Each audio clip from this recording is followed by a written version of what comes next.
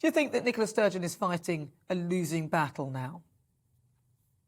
Yes, quite simply.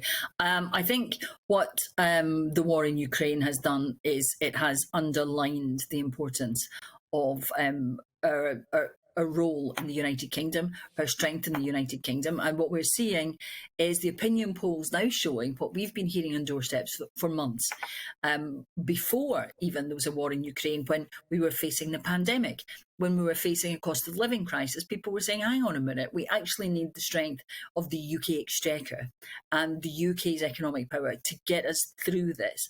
So I think what we're seeing now is that coming through in the polls, and Ukraine and the war there has simply emphasised to people and stressed what they were already feeling, which is that, the SNP are now out of step with what the majority of people in Scotland want. And to be honest, the majority of people of Scotland have mostly wanted all along.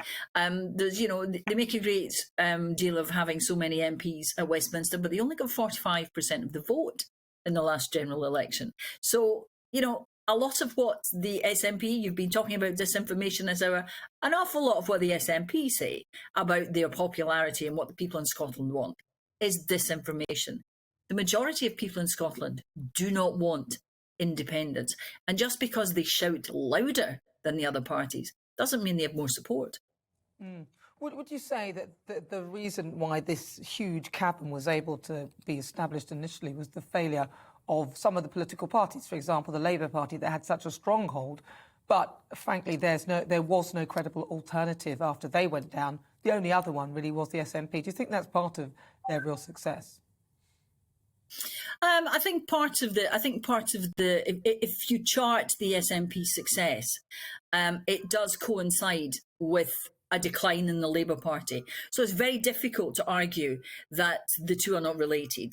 The Conservative Party went through a very tough period in Scotland in the 80s. They were almost wiped out, and they have come back. And the debate in Scotland over the past since 8 years, since 2014, has been polarised between independence and not, and that has dominated the entire political debate. And the SNP, that they see themselves as one side of an argument, and that is their only argument.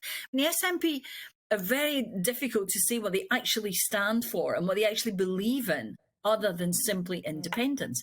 And at the moment, that's not what people want to hear. At the moment, people are concerned about the state of the economy. They're concerned about recovering from the pandemic.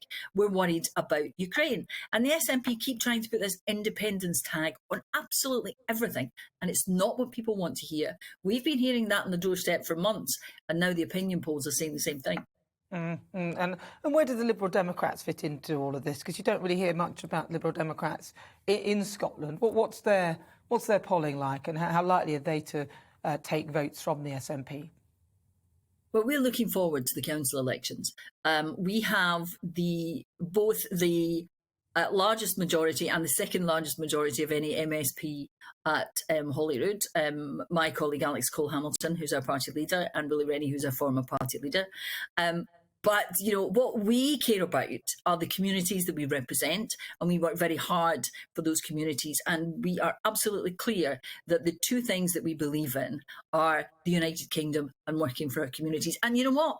One of the things that people say to me a lot on the doorsteps is that they are angry at the SNP over the European Union. Now, the SNP, you've probably heard at Westminster, they stand up frequently and say 62% of the people in Scotland voted to remain in the UK, so, the SNP have got a case. What you hear in Scotland is people in the door saying, no, we didn't vote for Scotland on its own to apply for the European Union. We voted for the United Kingdom to stay in the European Union, and that didn't happen. So Nicola is appropriating our support when we're not giving it. So you get a very false picture created constantly by the SNP about their level of support and about who actually supports them. I was out knocking doors today in Edinburgh, and people are quite clear that they do not want independence to be talked about at the moment. And you said something about the independence talk should end. The only people who are talking about independence are the SNP. Nobody else is. Everybody else is worried about the economy, COVID, about Ukraine.